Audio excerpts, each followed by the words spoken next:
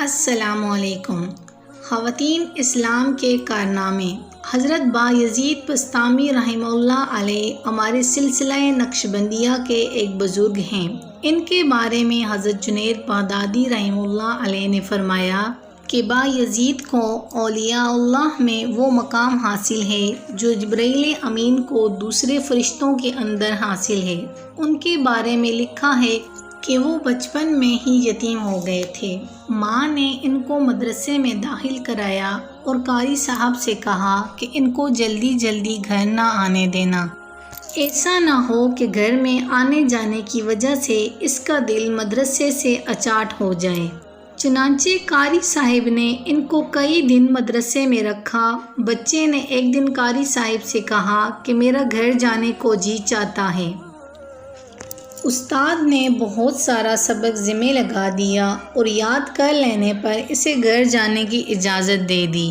حضرت بایزید بسطامی رحمہ اللہ علیہ اپنے گھر آئے اور دروازے پر دستک دی۔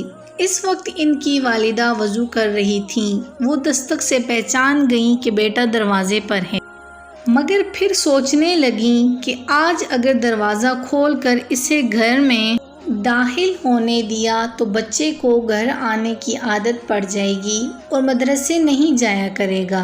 چنانچہ دروازے کے قریب آ کر کھڑی ہوئیں اور پوچھا، دروازہ کس نے کھٹکایا ہے؟ جواب ملا، بایزید۔ والدہ فرمانے لگیں، ایک میرا بھی بایزید تھا جسے میں نے اللہ کے دین کے لیے وقف کر دیا ہے۔ تو کون بایزید ہے جو میرا دروازہ کھٹکا رہا ہے؟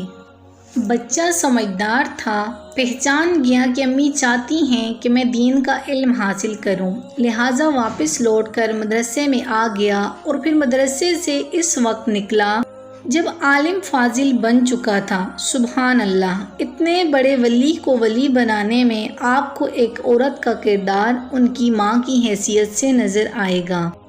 ماخوذ از خواتین اسلام کے کارنامے۔ اگر آپ کو ہماری یہ ویڈیو پسند آئی ہے تو برائے مہربانی ہمارے چینل کو سبسکرائب کر لیجئے تاکہ ہماری آنے والی اسلامک ویڈیوز آپ تک بروقت پہنچ پائیں۔ شکریہ۔